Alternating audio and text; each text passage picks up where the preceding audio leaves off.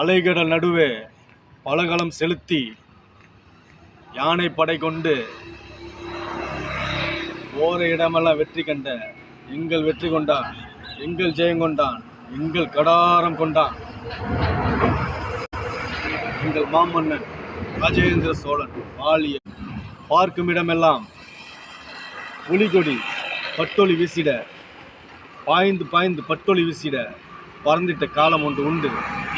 அது எப்பொழுது என்றால் இந்த ராஜேந்திர காலம் மட்டும்தான்.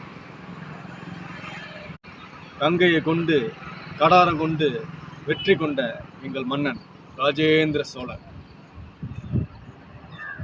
வணக்கம். இந்த போரிலும் தோற்காத ஒரே மன்னன் ராஜராஜ சோழன் பையன் ராஜேந்திர சோழன். அவர் ஊரில் பிறந்ததுக்கு நான் ரொம்ப பெருமைப்படுறேன். இந்த மண்ணில் பிறந்ததுக்கு ரொம்ப பெருமைப்படுறேன். எந்த ஒரு போர்லையுமே தோற்காத ஒரே மன்னன்னா என் மன்னன் தான், ராஜேந்திர சோழன். அவனை அடிச்சுக்க ஆளே கிடையாது.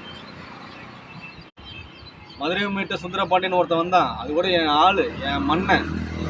மன்னன் போனதுக்கு அப்புறம் தான் வந்து எல்லாத்தையும் இது பண்ண, இருக்கும்போது வரல, இருக்கும்போது வரவும் முடியாது. அப்படிப்பட்ட மன்னன் எங்க மன்னன். வேற கேட்டோன்னு அது இல்ல. வண்டலூர் ஜூம்பா, மெரினா பீச்சும்பா, போரம் மாலும்பா, எல்ஐசி பில்டிங்கும்பா, மவுண்ட் ரோடும்பா, ஜெமினி பிரிட்ஜும்பா. இங்க வாங்க ஐயா.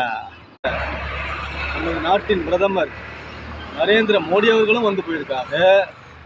உலக மக்கள் எல்லாம் வாங்கய்யா, மின்னலா வாங்கய்யா, வந்து எங்கள் ராஜேந்திர சோழ கட்டின கோயில் வந்து பாருங்க. உள்ள இருக்கிற சாமியை கும்பிடுறீங்களோ கும்பிடலையோ அது தேவையில்லை. அந்த மனுஷன் கட்டின கோயில் வந்து பாருங்க, அவருடைய வீரத்தை தெரிஞ்சுக்கங்க. காரணம் ராஜேந்திர சோழன். உலகத்தையே ஆண்டிருக்கான் ஒரு காலத்தில், இப்போ இல்லை, ஒரு காலத்தில் உலகத்தையே ஆண்டிருக்கான். சென்னை கிடையாது, திருச்சி கிடையாது, மதுரை கிடையாது, இந்தியா ஃபுல்லாக ஒடிசா வரைக்கும் போய் மன்னர்களை அடித்து ஜெயிச்சுட்டு வந்திருக்கான் நம்மால். கங்கைகள் போய் கங்கையில் இருக்க மன்னர்களை அடித்து கங்கை தண்ணியில் கொண்டு வந்து நமக்கு சோழகத்தில் கலந்துருக்கான்.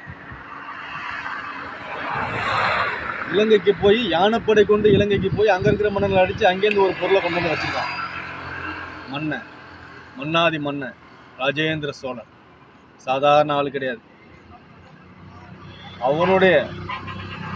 அவருடைய வரலாறை நான் படமாக எடுக்க போகிறேன்.